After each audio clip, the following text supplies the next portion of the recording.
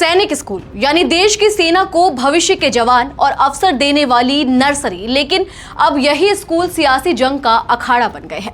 रक्षा संबंधी संसदीय स्थायी समिति की एक बैठक में सैनिक स्कूलों के प्रबंधन को लेकर बड़ा राजनीतिक विवाद खड़ा हो गया है और निशाने पर है खुद रक्षा मंत्रालय के नए स्कूल। लोकसभा में नेता प्रतिपक्ष राहुल गांधी ने सीधा आरोप लगाया है कि देश में बन रहे नए सैनिक स्कूलों का निजीकरण किया जा रहा है और इनका नियंत्रण आरएसएस से जुड़ी संस्थाओं को सौंपा जा रहा है। दरअसल संसद की इस समिति ने मंगलवार को सैनिक स्कूलों से जुड़े विभिन्न पहलुओं पर विस्तृत चर्चा की, जिसमें रक्षा मंत्रालय के अंतर्गत आने वाले इन विद्यालयों के संचालन में निजी संस्थानों की भागीदारी का मुद्दा भी प्रमुखता से शामिल था। आइए इस पूरे विवाद और इससे जुड़े 3P मॉडल को शुरू से लेकर अब तक विस्तार से समझते हैं। नमस्कार, मेरा नाम है नंदिनी सोनी और आप देख रहे हैं द हिंदी टॉक। दरअसल सूत्रों के मुताबिक रक्षा संबंधी स्थायी संसदीय समिति के सदस्य और कांग्रेस नेता राहुल गांधी ने बैठक के दौरान सैनिक स्कूलों के संचालन को लेकर सीधा सवाल उठाया कि रक्षा मंत्रालय के तहत आने वाले इन स्कूलों के संचालन की जिम्मेदारी आखिर निजी संस्थानों को कैसे और क्यों दी जा रही है। उन्होंने ये भी जानना चाहा कि सैनिक स्कूलों के संचालन में निजी संस्थानों को शामिल करने के पीछे आखिर क्या ठोस कारण है। बता दें कि मंगलवार को हुई इस समिति की बैठक का विषय था सैनिक स्कूलों, राष्ट्रीय इंडियन मिलिट्री कॉलेज और राष्ट्रीय मिलिट्री स्कूलों की समीक्षा, और इस समिति की अध्यक्षता खुद भारतीय जनता पार्टी के सांसद राधा मोहन सिंह कर रहे हैं। बैठक के दौरान राहुल गांधी ने कई मीडिया रिपोर्ट्स का हवाला देते हुए यह दावा किया कि सैनिक स्कूलों में आरएसएस की भागीदारी को अनावश्यक रूप से बढ़ाया जा रहा है। इस बयान पर समिति में मौजूद भाजपा सांसदों, खासकर सुधांशु त्रिवेदी ने तुरंत कड़ी आपत्ति जताई और राहुल गांधी से अपने इन दावों के समर्थन में ठोस दस्तावेजी सबूत पेश करने को कहा। वहीं दूसरी तरफ शीर्ष रक्षा सूत्रों ने इन तमाम आरोपों को पूरी तरह खारिज कर दिया और उनका कहना है कि पब्लिक प्राइवेट पार्टनरशिप यानी PPP मॉडल के तहत इन स्कूलों के चयन की पूरी प्रक्रिया बेहद पारदर्शी है, जिसमें कई स्तर पर सख्त जांच की जाती है। सरकार का यह भी दावा है कि इन स्कूलों के चयन का आधार कोई राजनीतिक या वैचारिक सुझाव नहीं, बल्कि पूरी तरह वस्तुनिष्ठ मानदंड है। अब सबसे जरूरी बात समझते हैं, यानी आखिर ये पूरा विवाद जिस मॉडल को लेकर खड़ा हुआ है वह क्या है। सैनिक स्कूलों में इस्तेमाल हो रहे PPP यानी पब्लिक प्राइवेट पार्टनरशिप मॉडल का सीधा मतलब है सार्वजनिक और निजी भागीदारी।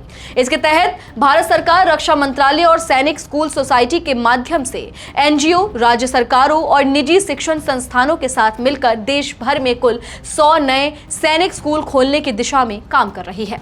इसी साल मार्च 2026 में रक्षा मंत्री राजनाथ सिंह ने भी इस मॉडल का जिक्र करते हुए कहा था कि देश भर के युवाओं में राष्ट्र निर्माण के लिए जरूरी मूल्य सुनिश्चित करने की दिशा में सरकार ने PPP मॉडल के तहत 100 नए सैनिक स्कूल स्थापित करने का फैसला लिया है। उन्होंने ये बात उत्तराखंड के घोड़ाखाल सैनिक स्कूल के हीरक जयंती समारोह को वर्चुअल माध्यम से संबोधित करते हुए कही थी। इस पूरे मॉडल की शुरुआत कोई नई बात नहीं है, बल्कि इसकी नींव काफी पहले ही रखी जा चुकी थी। दिसंबर 2022 में तत्कालीन रक्षा राज्य मंत्री अजय भट्ट ने संसद को जानकारी देते हुए बताया था कि सरकार ने सभी राज्यों और केंद्र शासित प्रदेशों में गैर सरकारी संगठनों, निजी स्कूलों और राज्य सरकार संचालित स्कूलों के साथ साझेदारी मॉडल के तहत 100 नए सैनिक स्कूल स्थापित करने की पहल को मंजूरी दे दी है।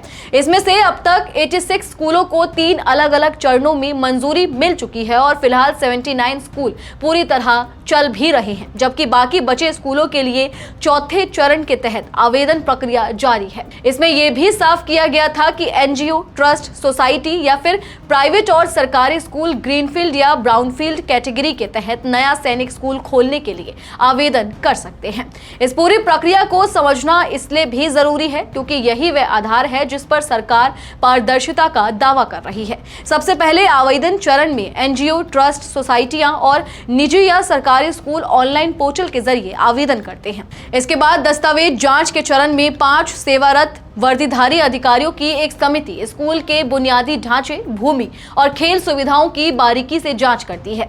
इसके बाद भौतिक निरीक्षण का चरण आता है, जिसमें जिला मजिस्ट्रेट, केंद्रीय या नवोदय विद्यालय के प्राचार्य और सबसे नजदीकी सैनिक स्कूल के प्राचार्य की एक समिति स्कूल का प्रत्यक्ष निरीक्षण करती है।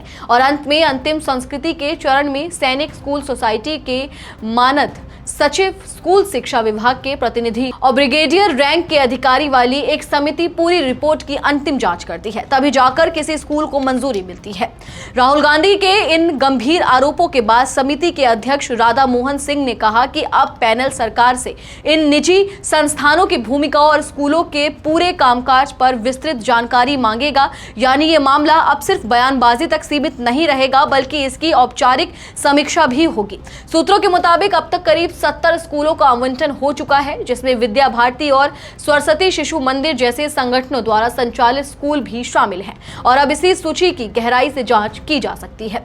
कुल मिलाकर देखा जाए तो ये पूरा विवाद सैनिक स्कूलों के निजीकरण और उसमें वैचारिक संगठनों की कथित भागीदारी को लेकर खड़ा हुआ है। जहां एक तरफ विपक्ष पारदर्शिता और तटस्थता पर सवाल उठा रहा है, तो दूसरी तरफ सरकार अपनी चयन प्रक्रिया को पूरी तरह वस्तुनिष्ठ और बहुस्तरीय बता रही है। यह ध्यान रखना जरूरी है कि अभी तक राहुल गांधी के आरोपों के समर्थन में कोई ठोस दस्तावेजी सबूत सार्वजनिक तौर पर पेश नहीं किया गया है और न ही सरकार की तरफ से विद्या भारती जैसे संगठनों के चयन को लेकर कोई अतिरिक्त सफाई दी गई है। असली तस्वीर तभी साफ होगी जब समिति सरकार से मांगी गई विस्तृत जानकारी की समीक्षा पूरी करेगी।